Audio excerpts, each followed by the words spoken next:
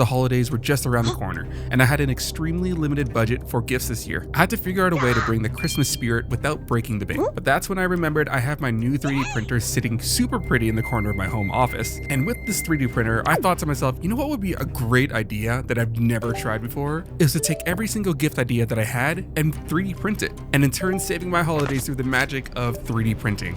Commence Operation Christmas.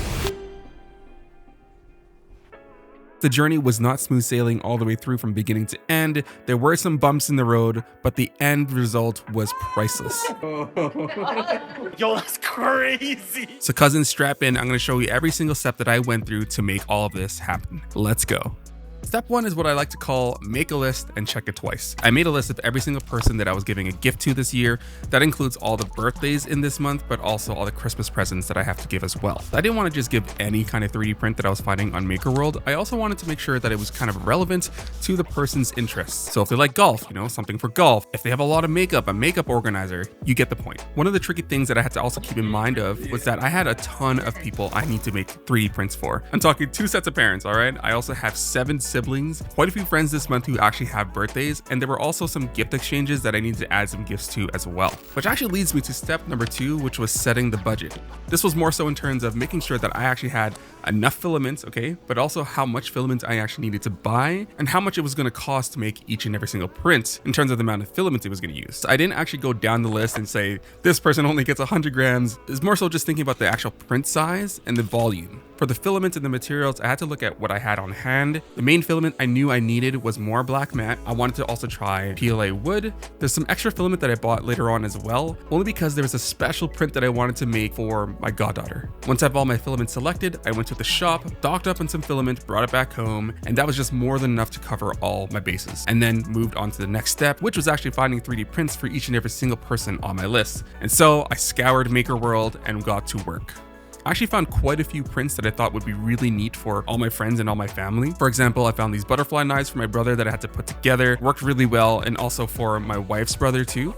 Here's a really niche one. So my mom, she's pretty spiritual and she loves Om, and so I printed that out as well. I printed some makeup organizers for my wife's sister and also my sister too. And the infamous phone pillow holder, that was really neat. I got that for my wife's sister's boyfriend. And then I ran into my first roadblock, which actually stunted things for a couple days, and time got even more shorter on the timeline that I had. And that was when my P2S started giving me these extruder problems. And I had to figure it out quick. When problems like these happened, I just did not have the mental capacity to deal with. I was so scared, and I was just looking at YouTube videos and I'm like, oh my God, I'm gonna have to take this thing apart. And this is how it went. So we're gonna try something new with the printer. We're gonna try to cold pull. Yeah, apparently that's something that you could do to kind of unclog the nozzle. And I don't know if it's the nozzle really, or if it's just like something else. It's saying it's like a clogged extruder or something, or a header. I don't know, man. I'm just a boy. I'm not good at these things, so I'm just gonna try. We'll see how it goes. Honestly, I started opening up the extruder, took out the nozzle, made sure it was clean and clear and stuff like that. And then I had to run the whole process of purging all the old filament and feeding it some new filament. All right, here we go. So I'm just gonna try to follow the steps. I had to move the AMS just off to the side a bit. We got the tube out, a little bit of a weird one. Now it's just gonna try to purge. I think I have to feed it in more. Cooling the nozzle already, but it didn't even purge anything. So I don't know if we did that. Hey, we're getting somewhere. It's working now. Purging. It says until it stops. And we slowly pull the filaments from the extruder and then click OK. I think that's supposed to be the quality. Looks pretty good to me. Simply like so. After all of that, hopefully this works. It's actually my first time trying to do any type of maintenance for the printer. Loaded up some new filaments, PLA matte black. I have this print ready, and now we're just gonna hit print, and hopefully this actually prints fine. I think what I'm gonna do is the PLA wood, I'm gonna let that rest overnight, or dry overnight, I guess, because I think it's a little bit more of a specialty filament, so I think trying to use it right away kind of messed things up. All right, lesson learned. Whew. That was giving me a headache for so long, I'm telling you.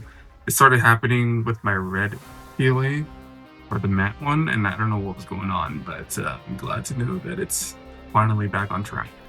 Operation Christmas is back in full effect. Yeah, the rest of the stuff is coming along nicely. So that's what we got so far. All right, moment of truth. I let this rest for literally a day, and I am printing a like glasses pencil case for my dad. So we're gonna see how this turns out. I don't even know if this is gonna be good material for this because I do have to bend it. It's like a one print file kind of thing. So we shall see. I'm gonna check back in like 30 minutes. Well, yeah, it's working. It did it. I guess we really did need to draw the filaments for it to work properly. So, yeah. Let's keep it down in 7 minutes. Another gift down. Let's go. And so with everything back on track, all the rest of my prints turned out pretty smoothly. Again, we were getting so close to the wire. All these prints were not 20-minute prints. These were at least 2 to 3 hours each. And so that was a factor that I actually didn't think of at the very start. Some of these prints I had to run overnight, and so those took up a few days. And then on the day of Christmas Eve, I literally had 2 more hours to print another print file. But you know what? It came out beautifully and it came up clutch. And so the last thing that we had to do was literally wrap all the presents, pack them up, get ready, and then distribute them to my friends and my family. And so the first event was with my dad's side. And I think my favorite gift was honestly from my youngest brother, who got these dual katanas that I 3D printed, and I want them for myself so bad. I think I'm gonna print these as well. And then there was the gift for my dad, which is this glasses case and also a pen holder. And this is the one where I actually used the bamboo wood filament. But yeah, the rest of my family, I think they really enjoyed their gifts. They were super stoked. And this led to day 2 of the gift giving. This is with my mom's side of the family. My mom loved the Ohm symbol. Look at her freaking out. My stepdad liked the desk organizer because he has his own desk set up, and I thought that would be a really nice thing for him to have. And with the rest of my siblings here, we actually did a white elephant exchange. Essentially, you would just buy something that you really want and try to win it back, but everyone brought something together and we did an exchange there. And here is one of my most favorite gifts and 3D prints that I made for my goddaughter. She's super into K-pop Demon Hunter, so it was only right that I made her a roomy retractable sword. And she loved it. She was getting a little camera shy, but I could already tell that she was just super into it, and she was going around the house saying she needed to go slay some demons. It was super cute, and I'm just so glad to have given that to her. Yeah. And then next up, we actually had my wife's family's gift exchange. You know, for her sister, it was the makeup organizer. For her boyfriend, again, we 3D printed him the pillow phone holder. Oh, this looks so cool on my desk. My wife's dad is bald, and so we just thought it'd be super funny to print for him a comb for bald people.